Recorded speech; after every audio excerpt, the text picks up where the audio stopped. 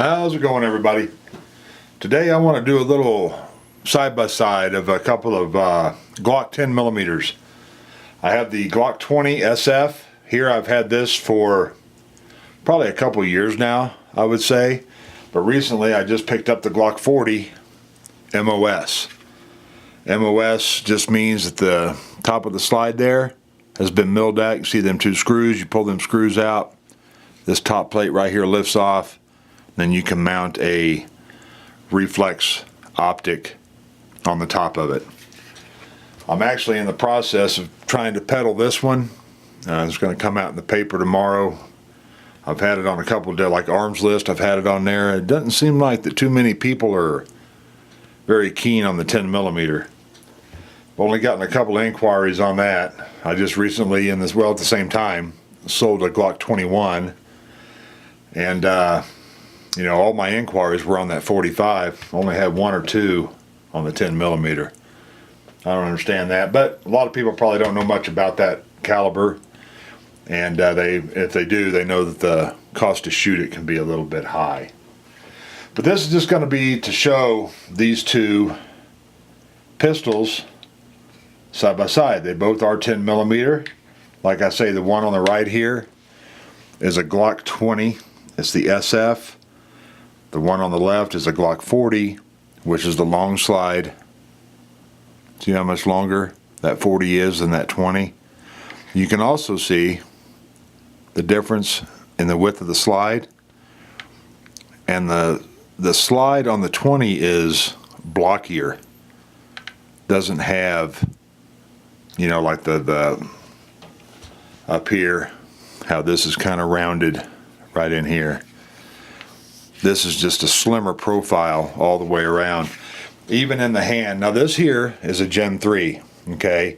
This here is a Generation 4. These are the first Gen 4s I've had. I actually picked up the Glock 34 MOS also, and then I picked up the Glock 40 MOS. The 34 and the 40 only come in Generation 4. But I'll tell you, the grip on the Gen 4 I do like better. I definitely do like better than the Gen 3. Whenever I hold these two in my hand, this one, the Glock 20 Gen 3, it feels, and it is, just a little bit fatter. Just a little bit fatter than the Glock 40. But, you know, just between you, me, and a fence post, if I don't sell this one, it's not going to break my heart. But if I can get out of it what I'm asking, which I think is a very fair price, I'll let it go, but I'm not going to give it away. The only reason I'm selling it is because I have this. I really can't see two 10 millimeters in my collection. And I bought this, and I bought that Glock 34. So I want to recoup some of my money that I've put out on those two pistols. And plus buying the optic for them and stuff, you know, you can get $1,000 wrapped up in one pretty quick. So that's the only reason I'm looking to sell it, is to try and just recoup some of my cash. But if I don't, it won't break my heart. So anyway, I kind of showed you the difference in length here. This one here has got just a little over a 6-inch barrel. It's like 6.02 inches, 6.03, something like that. Got a really long barrel on it. This one here is just your standard length barrel that you get in a Glock 21 or a Glock 20 or what have you. I'm not sure what that length is. But this one here, like I say, is quite a bit longer. The Glock 40 also, you put them up like this. Let me try and get these lined up somewhat. You see how the bottom, just the height of the slide, yeah, it's just narrower. See the frame on the two? The Glock 40 frame, it just isn't as tall. It's been like trimmed down, slimmed down. The weight of these two is about 5 ounces difference. This one here is like right at 30 point, well, let's see. I had it in my mind, but of course I forgot. So we'll just look here. I think it was like 30.7 ounces. 30.7 with an empty mag in it. The 40 was 35 point something ounces. There you go, 35.5. So right at about 5 ounces more in the big one here. You know, I haven't even done this, but we're going to do it right now. People have talked about how the inside of the slide on the 40 has had quite a bit of material taken off to help with that weight. Now, of course, this one's going to have your, you know, just a larger version of the spring, the captured recoil spring. And that 6-inch barrel thing looks gargantuan, doesn't it? And a semi-automatic. Let's look at this together for the first time. You kind of see, this is the 40 here, Glock 40. The 21 is down below. See the walls right in here on the 2. The 40 is narrowed down some. You know, and I had read that they had taken off material. I'm trying to get this light so you might be able to see it a little bit better. But they took material off of it. You know what, for giggles, let's just weigh these. So right there you got 20.8 ounces in a stripped down, you know, no barrel, no nothing in it. 20.8.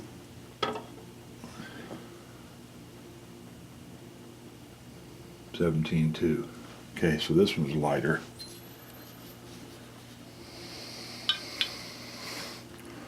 But it is substantially shorter.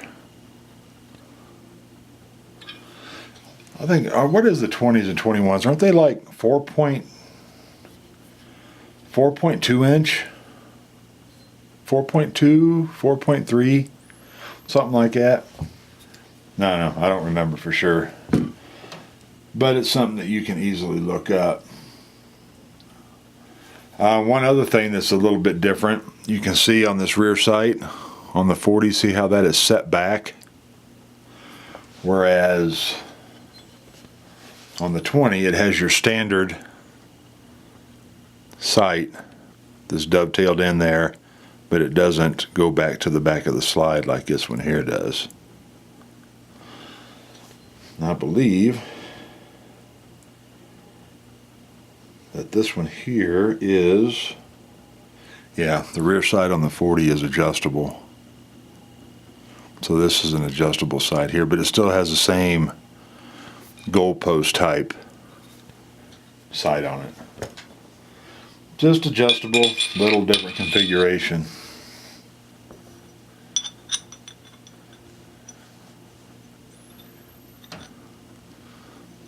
There's your barrel length difference.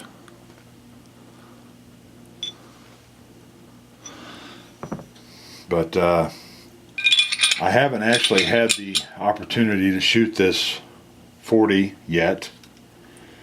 I have shot the 34, and let me tell you something. I'll do a video on that 34, you know, sometime here. But I dig having those optics on there. That optic, to me, makes all the difference in the world. Me with my eyes, which my eyes are not the keenest in the world, getting older and older, helps to put the stinking barrel in the right direction. I don't even know if I'm even on camera. Trying a new camera angle here too. I used to always film with the camera right between my legs, shining straight down on the table like this. And lots of times that's just too close. It's just too close, and doing this video right here today, it wasn't going to work. So I was like, well, let me move this thing out a little bit, put it off to the side like you're looking at it right now, And let's give this way a shot, but it's going to take me a while to get used to keeping the stuff in the camera frame. So, I tell you, I'm a big 10mm fan. I really am. I love the round. It's a very powerful round. Let me tell you something else. I'm all over the place, but that's okay. The guy that came last night to purchase my Glock 21, he told me that he wanted to purchase that because he wanted to carry that in bear country. And then he proceeded to tell me that there was a 50 caliber barrel that you could get for a Glock 21. It'll only work in a 21. Now this is from him. It'll only work in a 21. I was like, I ain't never heard of that before, you know. So this morning I got up and I checked into that. Well, sure enough, there's a company that makes it's a slide assembly. You got to buy not just the barrel, you got to buy the whole upper. Can't remember the name of the company, but you can get it in 50 GI. That's the caliber, 50 GI. Now this company manufactures the slide, the barrel, the spring, all that stuff, and they also do the ammo. Depending on what ammo you buy, it's anywhere from $30 for 20 rounds up to $50 for 20 rounds. And I checked the velocities and stuff, and you know, the bullet weights and the velocities, and with a 185 grain bullet, it puts it out at 1,200 feet per second. Now they did not say what they're shooting it out of. They didn't say. But a 185 grain bullet at 1,200 feet per second, that's going to give you your energy, right? Well, I know in a 10mm, I mean, I have loads in my cabinet right over here that'll push out of, and it ain't even out of a 6-inch barrel. It's pushing it at over 1,300 feet per second with a 180 grain bullet.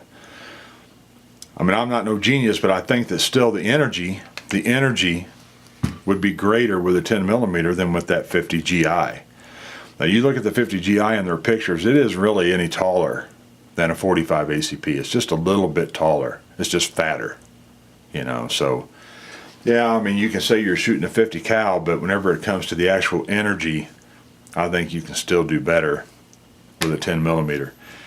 And I'm talking semi-automatic. I know you can beat it with a 44, and I'm talking the semi-automatic stuff, your standard stuff, not Desert Eagles, blah, blah, blah. So anyway, I just thought that was kind of interesting because I had not heard anything about that. That's really about it. This does come, I got the box for it. I didn't realize this, and I still need to put these on. But it does come. Oh yeah, I'll show you this while I'm in here too. Glad I got this out. This right here comes with your Glock pistol. These are mounting bases for some of the more popular red dot reflex sights. Okay. So like the one that I'm getting my second one. I put a Leupold Delta Point Pro with the 2.5 MOA dot on the Glock 34. And for the 40 here, just because I wanted to get something a little different, I went with the Leupold Delta Point Pro with the 7.5 MOA triangle. But anyway, you select. I mean, these fit Trigicons, Burris, Leupold, I don't know what all. I'm sure there's some that it doesn't fit, but this does come with the pistol. Screws and everything. You screw this down to the top of your slide, and then you take your optic, put it on top of this mounting plate, and then screw this down into the mounting plate here. So that's kind of cool that it comes with all that stuff. This is what I wanted to show you. The back straps. I knew that the Gen 4s came with replaceable back straps, but I did not realize they had them that had these beaver tails on them. On my 34, I put the smaller one of these two on my 34. And I really like this beaver tail thing sticking up. I don't know, kind of gee whiz. But I just thought I'd point that out. That comes with them also. I mean, whether it's the Glock 40, the Glock 34, the 41, any of them that have the MOS system, Glock does provide the mounting plates for at least 4 different popular optic choices. All right. I do believe that that's really about it. I mean, other than that, I mean, you got your standard Glock trigger. There's no big mystery or innovation or breakthrough on that. This obviously does feel very front heavy. I mean, stands to reason, right?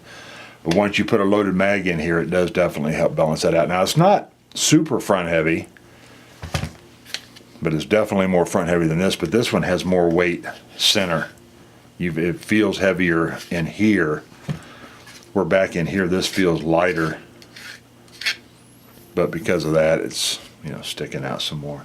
But anyway, guys, I just kind of wanted to do a comparison between the 40 and the 20, just to kind of show some of the primary differences and stuff. Because if this, you know, when this comes out in the paper tomorrow, you know, it might be gone.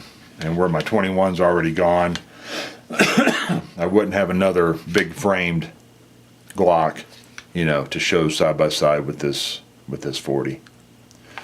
But yeah, I'm real interested. I love, like I say, I love the reflex sights you can put on these. I will be doing, like I say, I'll do a video on the Glock 34, you know, sometime here in the near future, hopefully. I don't tend to get on the videos that fast. I need to do better about that, but talking about it's cheap, I just need to actually do it. So thanks for watching, guys. If you have any questions or anything, let me know. I'll try and answer them if I can. And I guess that's about it. You all take care. We will talk to you later. See ya.